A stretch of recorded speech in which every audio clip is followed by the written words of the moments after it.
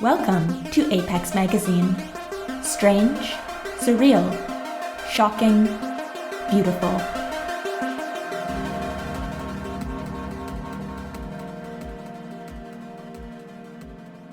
Hello and welcome to the Apex Magazine podcast. I'm your host and producer, K.T. Brisky. Hello, my friends. Welcome back to the podcast. How are you doing this month? There's no question it's been an uncanny time, full of disruption and strangeness. This month's story drops us into an apocalypse and its aftermath. Sometimes, all we can do is walk and survive. I'm very pleased to present this month's story, Survival After, written and read by Nicole J. LaBeouf. So sit back, relax, and let's have a listen to episode 80.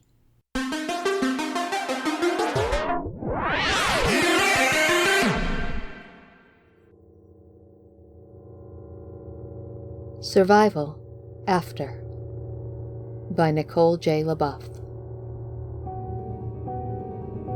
It happens on your way home from dropping your brother off at school. You're stopped at a red light. There's a soundless flash that makes your ears pop and the world go blank. You stand on the brakes hard, trying to push the pedal right through the floor. As your eyes squint themselves open, the horizon pulses distantly, once, twice. Heat lightning? That was weird. The signal turns green. Then the cars turn feral. The engine of the blue Ford Escort beside you claws up through its hood as though the steel were fabric. It crouches a moment in the wreckage. Then it attacks the driver through the windshield in a glittering crunch of glass. Screams slice the air like razors, the driver's cut short as the window washes red, and those of a handful of bystanders going on and on. Then they fade, retreat, like screams heard underwater. Vision dims. Is this what fainting feels like? You've never fainted before. A clammy presence insinuates itself between clothes and skin, shocking you hyper-aware. The inside of your car is filling up with a black mist or smoke, or maybe a gelatinous cube straight out of your Dungeons and Dragons days. You hold your breath and scrabble at the car door. For a long handful of seconds, it won't open. Then it does. You tumble onto the street and crab-scramble backward up the sidewalk. Everyone knows you're safe on the sidewalk. The sidewalk is home base. The driver's side door slams itself shut, and your Chevy surges forward. It climbs atop the white Fiat ahead of it in line, then it springs into the air, flying south like a goose getting an early start on the fall migration. You stare after it, mesmerized, until it disappears. Then you run for your life. The 3 blocks from that intersection to your parents' house has become crowded with nightmares. Tree roots whip like jabberwock across the cement, trailing loam. The screams don't stop. A black and tan dog lies motionless across the sidewalk. You leap over its body as though from one hopscotch square to the next. It rolls upright beneath you, open slavering jaws. It does not say bark. What it says cannot be spelled in any alphabet you know. You have to get home. You have to tell Mom and Dad you're okay. You aren't actually sure you're okay, or that anyone could ever be okay again. But you're alive, at least, a detail that the morning news can't be expected to convey, and they need to know. They must be alive. They're at home. They're on home base. You make the left turn onto your block, and come skidding to a halt at the edge of an abyss. The Rogers house at the corner of Chickadee and Poplar is simply gone. A powdery, rotten smell rises from the pit, like the breath of some undead creature. On the other side, Half of the swing set and a third of the climbing wall that Bernice Rogers had constructed for her kids still stands in what's left of their backyard. Of Bernice, of the 6-year-old Sasha and 2-year-old Ronnie, there is no sign. Something like roots, something like plumbing, regular as ductwork and covered in bark, extrudes from the pit and extends down the block. It develops a series of protrusions like cypress knees that thrust up through lawn, shrub, and porch next door. They proceed down the block, growing larger as they go, punching through the houses, through windows, through roofs.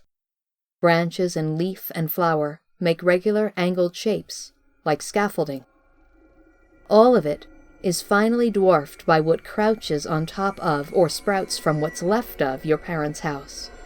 A tree the size of a dragon, roots like a fence, and multiple trunks like castle spires. The central torso trunk twists to bring something like a face around to stare at you. The burl that forms its lips opens. The tree speaks your childhood nickname. No one is watching the news here. Not anymore. You shouldn't even be here at all. You were supposed to have returned to campus a week ago, half the country and 2 climate zones away. But you had decided to take a semester off to figure yourself out. Your parents were cautiously supportive, but they had concerns. Was it really a good idea to interrupt your momentum? You didn't so much have momentum, you said, as a habit of spinning your wheels. You still didn't know what you wanted to major in, or what kind of career you wanted. Without a clear goal, next semester would be nothing but wasted time and money. But what if you never went back, they wanted to know. What if 1 semester off turned into 2 and then 3, and before you know it, all your opportunities are behind you, and you're 5 years into a schlub job delivering pizza? So you'd be a college dropout, you snapped. So what? Worse things could happen. Those were your exact words. Worse things could happen. And now they have. The Dragon Tree Tower is crooning lullabies. You back away, babbling promises and apologies. If you somehow make it through this day alive, if you can find your way back to a normal life, you'll finish college. You'll pursue a real career. You'll build yourself a future to make your parents proud. You'll do whatever they want. If only cars would stay cars and trees would stay trees, and your parents were home and safe and alive in a house that's still a house, that's still your house and not just your parents' house. And by the way, what's the point of building an independent future and pursuing career when the world can blink its skies and turn into this? That's when you fall backward over a bicycle in the middle of the street. Not just any bicycle, your bicycle. The one you brought in for a tune-up back in June. The one you vowed to ride for at least an hour each day. The one you subsequently left in the garage to gather dust. It should be in the garage now, buried in the rubble, smashed by Cthulhuoid roots. You suffer a vision of vast, whippy branches smashing the workbench, overturning the pool table, and tossing random items into the street with a sudden outburst of the same great force that cracks concrete and holds together hillsides. Unbelievably, the bike's in good condition. The pedals turn, the brakes function, the tires are still full of air. You mount up and hold your breath. Nothing uncanny happens. It stays a bicycle. You start pedaling up the street, away from the wreck of your parents' house, back the way you came, to find your brother. This is your new purpose in life. This is your career plan, to find your brother, to keep him safe. For this, you will run through carnivorous grass and leap over transfigured German shepherds. For this, you will bike down streets turned strange, and brave packs of feral cars, and nothing will stop you. But the streets are only strange in that they are empty. The feral cars have moved on in search of prey or entertainment or whatever it is feral cars want in life. There are no bodies in the streets, nor signs to show there ever were. The living are absent too. No one is wandering in shock or calling the names of missing loved ones or even going about their daily business. It is as though not only the whole incident of this morning was a dream, but so is your memory of a small, bustling suburb with traffic and a morning commute. The school is empty too. You pass through front doors hanging open, calling your brother's name. Your voice echoes down the depopulated hallways and bounces around classrooms full of overturned furniture. No one answers you. No one is here. You wander out onto the playground. From the rhododendrons lining the wall, a sudden burst of movement. A piglet comes out of the bushes. It's tiny, barely the size of a Yorkshire Terrier, big black spots on pink bristly skin. It's not alone. More of them emerge from hiding, enough to fill a classroom. They seem to realize that, whatever has scared them, you're not it. They scamper over to nudge your feet and nibble on your shoelaces. You have begun to entertain impossibilities over the past hour. It makes a terrible sense to kneel among the piglets and quietly, questioningly, say your brother's name. None of the animals react in the least. You say it again. They mill around happily, nosing your outstretched fingers. Whoever they may have been this morning, they're nothing but piglets now. There is no one left for you to rescue. You leave the school, biking in no particular direction but away. Somewhere, life must continue as normal. Somewhere there will be a boundary, a border, a limit to how much ground whatever has happened can cover. All you have to do is survive that far. That is now your purpose in life. That is your career plan. The bike's gears make a sound like sobbing children trying to sing the national anthem. You can hear your brother among them. It's easy to pick him out. He's always had a lovely singing voice. More flashes in the sky, white, violet, and gold, off to the west. Heat lightning? Yeah, right. You travel all the rest of that day and the next. Mostly you walk. You abandon your bike 2 hours in, when the voices of your old algebra and history teachers joined those of the children, and you couldn't bear to listen any more. You left the thing by the side of the road and continued northward on foot. Behind you, the tires came to life and slithered away. You start scavenging food from abandoned houses and grocery stores, the ones that are still standing and look safe. Not every building meets both criteria. A gas station corner store looms dark in the middle of the day, filled with the same black mist or gel that tried to suffocate you in your car. Cement walls shift and rustle, like a skirt on a restless teenager. You steer clear. In one house, the television is on and tuned to the local news.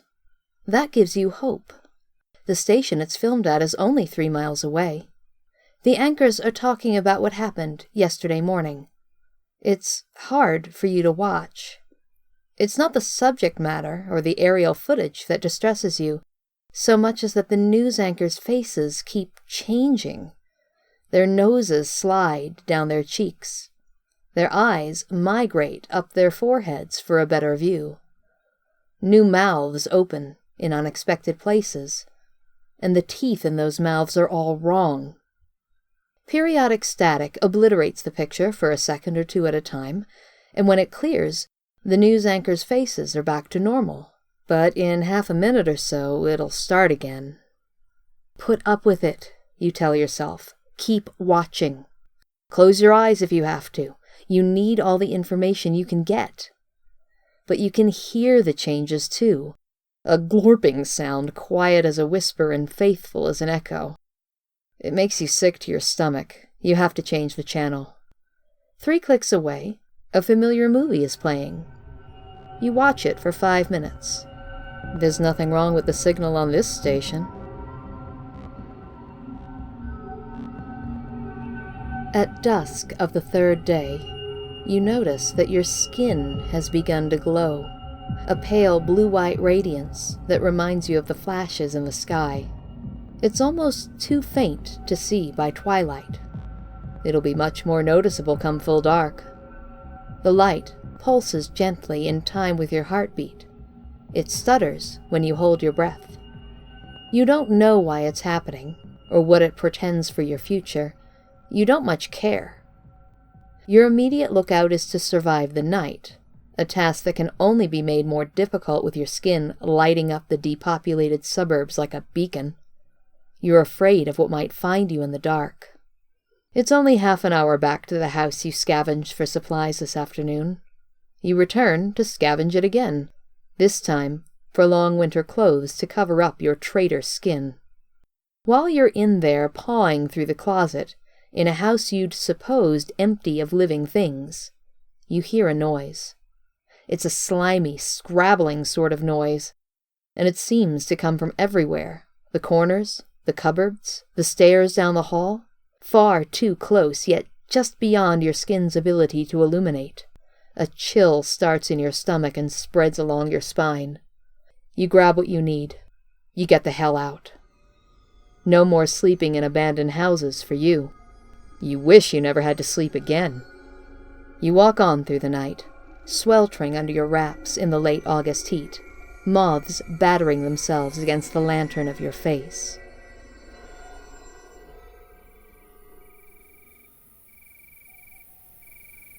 You awaken slowly to the sound of crickets chirping. It's a comfortable sound. It makes things normal again. For just a half-asleep moment, it's 10 years ago, and your parents have taken you camping. Dad's telling you about a kind of parasite that preys on crickets, tracking them by their mating calls. So those crickets evolved to stop chirping, he says. But their predators evolved to find them by their glow. You shoot upright in horror, clutching your hood tight around your face. The crickets are louder than they ever were back then. The sound is coming from your backpack that you'd been using for a pillow. You empty it out and identify the culprit, a packet of jerky you'd acquired that evening. You hold it up to let your face illuminate the package. Nothing visible has changed. The vacuum seal is unbroken. But the insect song won't stop. The jerky buzzes in your hand until your bones ache. You shove it under a bush some 20 feet away and try to get back to sleep. Come morning, you retrieve the jerky. It's gone quiet now. You eat half of it for breakfast and stow the rest. There's no point in worrying about contaminated meat. You are arguably contaminated meat yourself. You drink the bottled water, too, straining it through your teeth to avoid swallowing the small school of mournful fish that spawned there overnight. You tip the fish out gently into an irrigation ditch and wish them well. They deserve a chance to survive, same as you. Over the next couple of days, the glow continues, intensifying or fading according to your mood, but never dying away entirely. It also changes color. You begin to recognize the patterns. A steady blue-white lavender corresponds to the resigned, plodding tedium that passes for contentment at being left alone. Rapid flashes of yellow and green accompany the weary terror that greets your encounters with the new normal. Relatives of the tree dragon tower things screaming from apartment buildings. Bindweed leaping up to climb you like a trellis. Mouths made of water, with teeth made of who knows what, opening to devour unsuspecting ducks. It's either the 6th or the 7th day when something gets the jump on you with a roar. Before you see it clearly, before you can think, your skin emits a supernova flash of white-hot panic that leaves your vision swimming. When the after image is clear, your attacker lies stunned at your feet. You force yourself to examine it more closely. It resembles a small jaguar, but it was probably born a house cat. Not all house cats know how to hunt. This one must be a slow learner. The outline of each rib stands clear and stark along its flank. You're hungry, too. The sky keeps flashing new changes into the world, some inside the houses you visit for supplies. Where you'd hoped to find canned vegetables and tuna fish were instead hissing nests of metallic vipers in the livery of Green Giant and Wild Planet. The tropical vines sprouting from potatoes on kitchen counters have left nothing in their roots to nourish you. You consider, with some reluctance, the temporarily helpless predator on the ground. Skinny as it is, there's meat on it, and survival means you hunt or you starve. But you can't shake the feeling that you're committing a sort of cannibalism. You and the thing are, in a way, related. The oscillation of its spots, blue, indigo, purple, is a rhythm that your skin recognizes. In the center of each spot is an open eye that tracks you, hazily and without fear. Feline whiskers sway through the air like underwater grasses. They caress your wrist as you position your knife.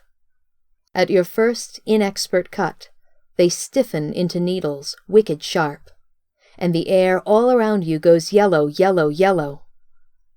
Then the light dies. The whiskers fall limp.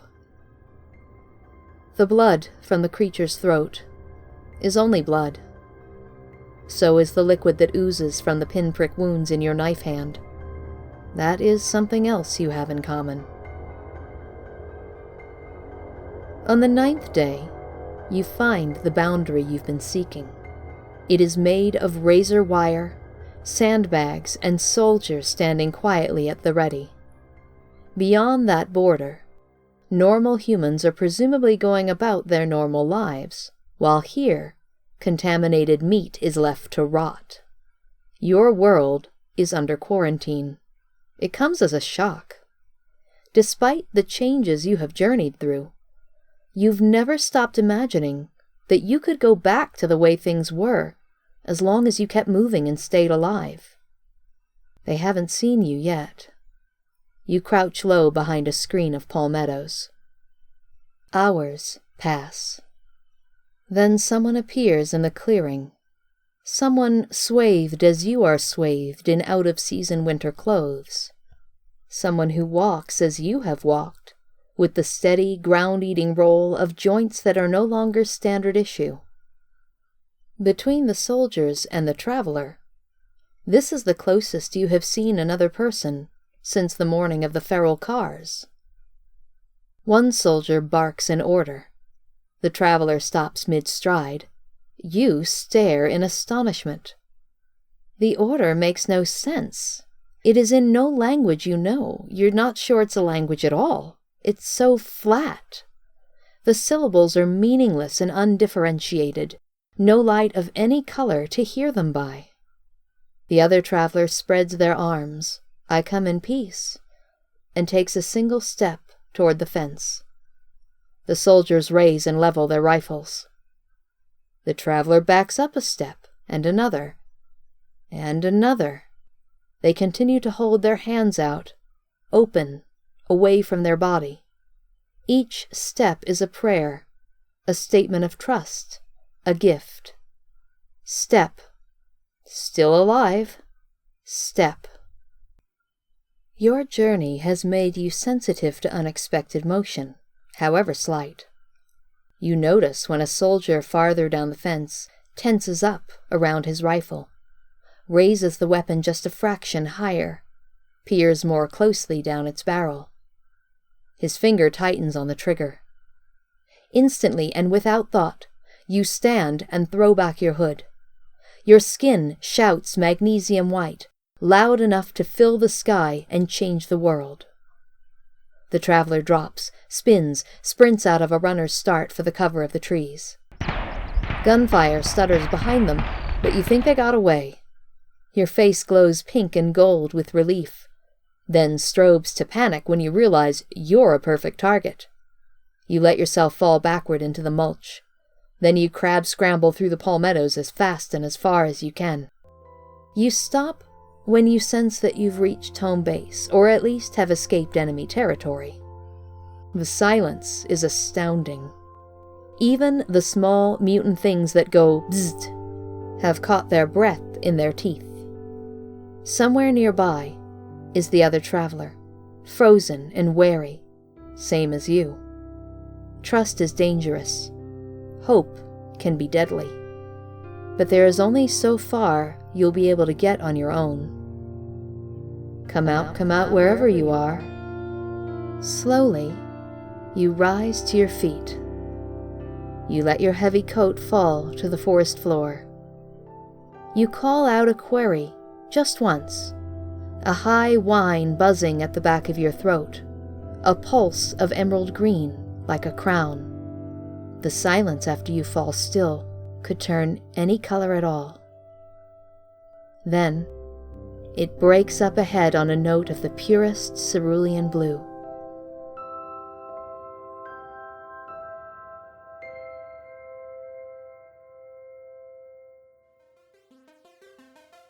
Nicole J. LaBeouf is a New Orleanian writer of short speculative fiction and poetry, appearing in such venues as Cast of Wonders, The Future Fire, Departure Mirror Quarterly, Daily Science Fiction, and the vampirism anthology Blood and Other Cravings from Tor Books.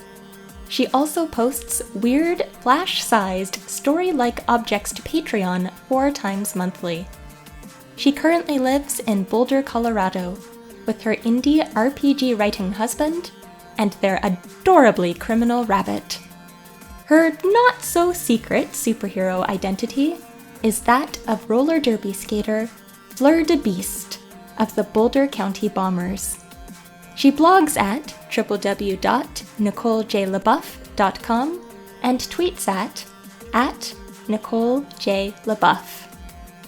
Music in this podcast included Giant Worm, Symmetry, Welcome to Horrorland, and Fresh Air, all by Kevin MacLeod and licensed under a Creative Commons Attribution License.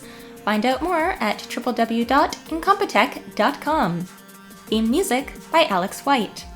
Some sounds in this podcast provided by the Free Sound Project. Learn more at www.freesound.org. This podcast is copyright 2021 under Apex Publications. For more great stories like this one, please visit www.apex-magazine.com. Thanks for listening. See you next time.